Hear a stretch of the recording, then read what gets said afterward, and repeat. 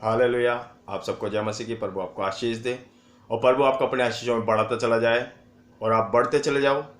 जैसे एक छोटा सा पौधा बड़ा होता है, पेड़ बनता है, फलता है, फूलता है, उसी तरह आप भी बढ़ते चले जाओ। यीशु मसीह के सामर्थ्य नाम में आप भी बढ़ते चले जाओ। आमीन। तो आज हम जानेंगे कि बहुत सारे लोग प्रभु में आ गए हैं और बहुत सारे लोग आज अन्य जातियां भी प्रभु में हैं, और लेकिन वो फल फूल नहीं पा रहे, वो बढ़ नहीं पा रहे, वो प्रभु के वचन को नहीं समझ पा रहे। ऐसा क्यों है उनकी लाइफ में? तो आज हम जानेंगे प्रभु के वचन बाइबल से कैसा उनकी लाइफ में क्यों है। तो चलिए हम जानते हैं कैसा उनकी लाइफ में क्यों है। हम लिखा लेंगे यूहन्ना पहला अध्याय, यूहन्ना पहला अध्याय और उसका पहला वचन। आज हम इन वचनों के थ्रू हम जानेंगे कैसा क्या है उनकी लाइफ में कि वो बढ़ नहीं पा रहे। वो पहली बात तो वचन नहीं समझ पा रहे। शैतान उनके जीवनों में बहुत सारे डाउट लेके चलता है, उनके दिमागों को बंद कर देता है जब वो वचन सुनने के बैठते हैं। तो मैं आपके लिए पहले छोटी सी प्रार्थना विनती करूँगा कि प्रभु आपके दिमाग को खोले, आपको आत्मिक दिमाग दे, आत्मिक बुद्धि दे, आत्मिक समझ दे खुदा, यीशु मसीह के नाम में। आपके जिनके कान हो वह सुने और जिनकी आंखें हो वो देखे, यीशु मसीह के सामर्थ्य नाम में। आमीन, आमीन और आमीन। धन्यवाद पिता, धन्यवाद पिता, धन्यवाद पिता। तो आज हम पढ़ेंगे यूहन्ना पहला अध्याय और उसका पहला वचन क्या कहता है। आदि में वचन था और वचन परमेश्वर के साथ था और वचन परमेश्वर था। क्या था वचन? परमेश्वर था वचन। और उसका दूसरा वचन क्या कहता है? यही आदि में परमेश्वर के साथ था। यही आदि में परमेश्वर के साथ था। पहला यूहन्ना उसका पहला और दूसरा वचन मैंने आपको पढ़ा, मैं दोबारा पढ़ के सुनाता हूँ। आदि में वचन था और वचन परमेश्वर के साथ था और वचन परमेश्वर था। यही आदि में परमेश्वर के साथ था। आमीन। आदि में जो था यही परमेश्वर के साथ था वचन। तो आइए हम आदि में जान लेते हैं। उत्पत्ति पहला अध्याय, उत्पत्ति का पहला अध्याय और उसका भी पहला ही वचन है, आप पढ़ सकते हैं। आदि में परमेश्वर ने आकाश और पृथ्वी की सृष्टि की। आदि में, और हमने यहाँ पे पढ़ा आदि में वचन था और वचन परमेश्वर के साथ था और वचन परमेश्वर था। उसी यही आदि में परमेश्वर के साथ था। यही आदि में परमेश्वर के साथ था। हालेलुया।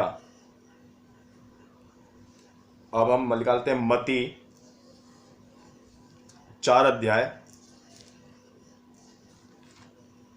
और उसका तीसरा और चौथा वचन क्या कहता है। तब परखने वाले ने पास आकर उससे कहा, मत्ती 4 अध्याय और उसका तीसरा और चौथा वचन क्या कहता है, मैं दोबारा पढ़ता हूँ। तब परखने वाले ने उसके पास आकर कहा, यदि तू परमेश्वर का पुत्र है तो कह दे कि ये पत्थर रोटी बन जाए। परखने वाले ने क्या कहा कि कह दे, अगर तू परमेश्वर का पुत्र कह दे ये पत्थर रोटी बन जाए।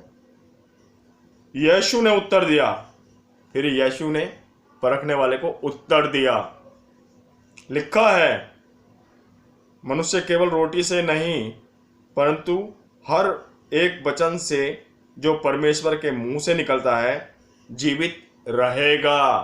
हालेलुया। यीशु ने उत्तर दिया, लिखा है मनुष्य केवल रोटी से नहीं परंतु हर एक वचन से जो परमेश्वर के मुंह से निकलता है। कहां से निकलता है? परमेश्वर के मुंह से निकलता है, जीवित रहेगा। हालेलुया। मनुष्य केवल रोटी से नहीं पर परमेश्वर के हर एक वचन, उस वचन से जो परमेश्वर के मुंह से निकलता है उससे जीवित रहेगा। हालेलुया। तो आइए चलते हैं, जानते हैं कि अब परमेश्वर के मुंह से निकले हुए वचन पर भी लोग विश्वास नहीं करते। शैतान ने उनकी बुद्धि को बांधा हुआ है और आपको पढ़ना ही नहीं समझना भी है। मत्ती 24 अध्याय और उसका 35 वचन। मत्ती 24 अध्याय उसका 35 वचन मैं आपको पढ़ के सुनाता हूँ। आकाश और पृथ्वी टल जाएंगे, आकाश आकाश और पृथ्वी टल जाएगी, खत्म हो जाएगी, लास्ट हो जाएगी, डी एंड हो जाएगा, परंतु मेरी बातें कभी ना टलेगी। परमेश्वर के मुंह का जो वचन निकला हुआ है वो कभी नहीं टलेगा। मेरे आने से पहले धरती पे मेरे दादा परदादा जो भी थे वो बहुत अगर मैं पीछे डिटेल में बहुत जाऊँगा तो वो सब चले गए, लेकिन परमेश्वर का वचन बना हुआ है। मैं नहीं रहूँगा, मेरे बाद मेरी पीढ़ी दर पीढ़ी पे वो वचन बना रहेगा। आमीन।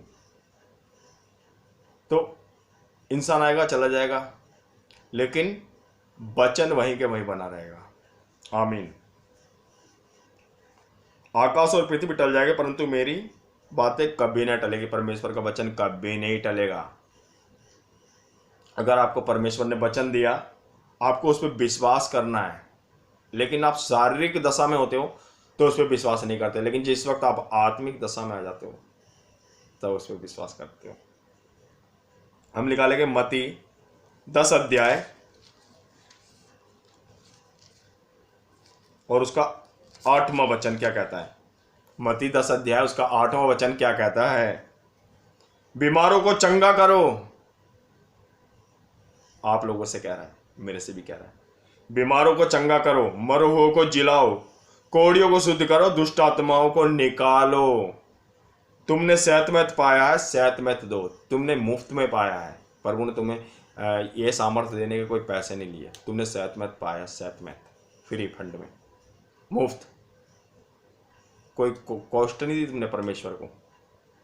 अब परमेश्वर कह तुम सेहतमंद दो, बीमारों को चंगा करो, मरे हुओं को जिलाओ। अब प्रभु में कई लोग आ गए, कई साल हो गए, लेकिन वो ये काम नहीं कर पा रहे, प्रभु का काम नहीं कर पा रहे।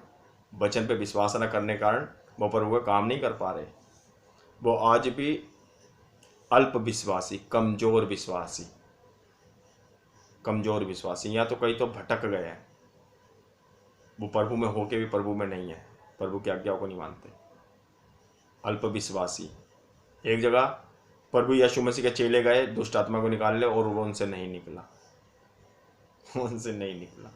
जब प्रभु यीशु मसीह गए, उसने उस लड़के में से उस दुष्ट आत्मा को निकाल दिया। जब अब वो निकाल के वापस आ गए, अपने घर पे आ गए, तो चेलों ने पूछा कि हे पिता, हमसे ये दुष्ट आत्मा क्यों नहीं निकला। बोला तुम्हारे कम विश्वास, तुम्हारा अल्प विश्वास के कारण, तुम्हारे कम विश्वास के कारण।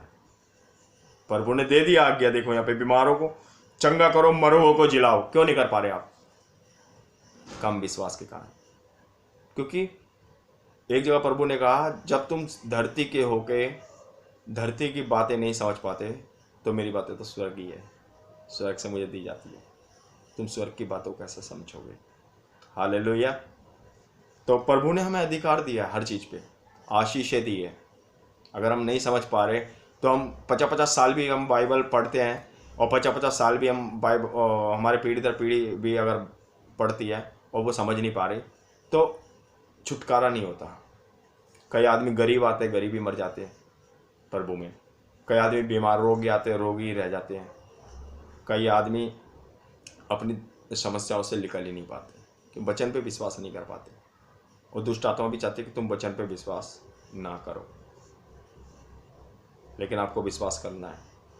प्रभु ने जब कह दिया, प्रभु ने देखिए क्या बोला था उसमें, 24 अध्याय उसका मत्ती 24 का 35 में, कि धरती और आकाश तो टल जाएंगे।